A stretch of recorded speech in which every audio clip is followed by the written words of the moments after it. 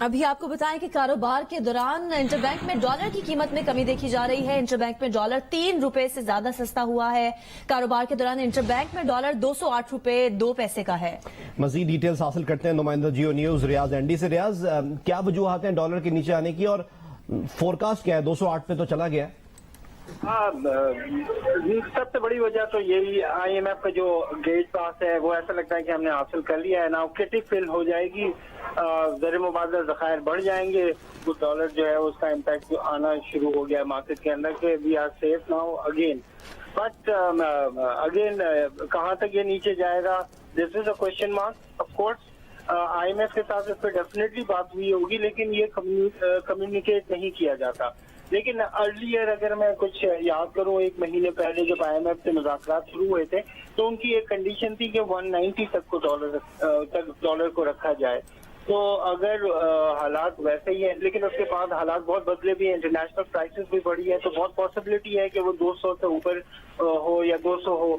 तो कहाँ तक नीचे आता है, इट्स बेसिकली ये आपकी परसेप्शन है कि आप उसे कैसे समझते हैं, लेकिन डेफिनेटली से नीचे जाना चाहिए। 200 का जो लेवल है वो आमतौर पे ये कहा जा रहा है कि ये ऐसा लेवल है यहाँ पे हुकूमत अपने जो आमदनी के टारगेट है उसको भी पूरा कर लेगी, इंटरनेशनल प्राइसेस से भी थोड़ा सा रिलीफ है। तो डॉलर इस वक्त डेफिनेटली नीचे जा रहा है, but around 200-ish and 190 it's more likely कि यहाँ पे रहे। ये उमूमी एक मार्केट का ख्याल है।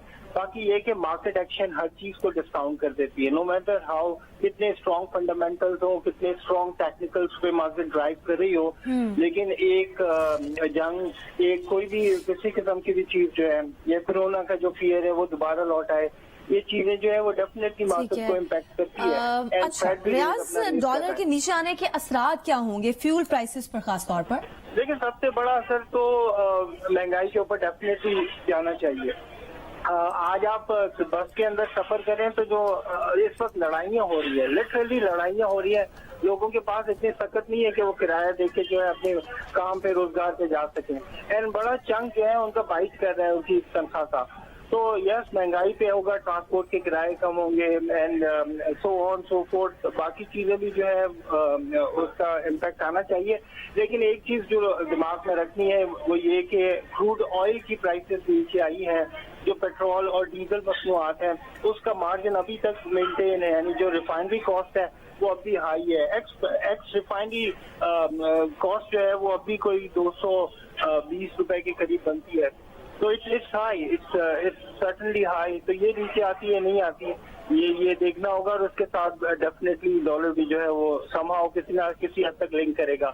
एंड एक चीज जो सबसे इम्पोर्टेंट है वो ये देखनी है कि ये मुआहदे के बाद क्या सरमायाकारी आती है। हमें नॉन डेट इनफ्लोज चाहिए एंड यही एक वे आउट है। अब वो हम सरमायाकारी के जरिए ले आते हैं, वो RDA ले आता है, ऑल्दो RDA भी जो है एक तरह की लायबिलिटी है, लेकिन वो हर वक्त कॉल ऑफ नहीं होती, तो वो बड़ी सेफ साइड पे रहती है। लेकिन ये कि we need non debt inflows और उस पर तवज्जो रहनी चाहिए।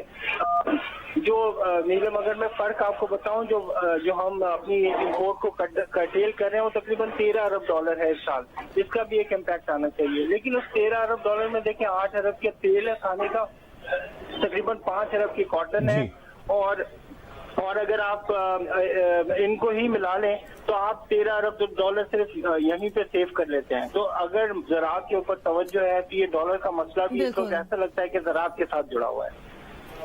चलिए, बहुत बहुत शुक्रिया। रियाज एंडी हमें रिपोर्ट कर रहे थे डॉलर की कदर में कमी से मुताल्लिक। याद रहे कि 22 जून को डॉलर 211 रुपए 93 पैसे की इंतहाई सतह पर आ गया था और इस वक्त डॉलर 208 पर आ चुका।